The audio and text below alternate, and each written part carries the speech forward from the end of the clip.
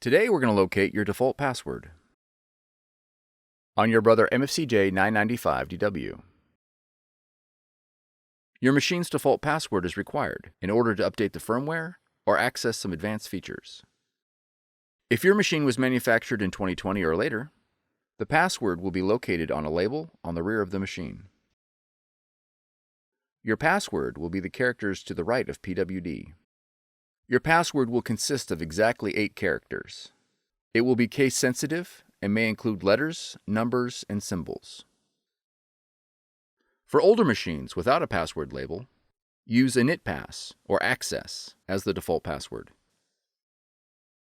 When prompted, enter the default password into the password field. If your password is not accepted, contact your system administrator and ensure that the password has not been changed. For more tutorials, FAQs, and videos, visit us at www.brother-usa.com. If you found this video helpful, be sure to subscribe. Thank you for choosing Brother.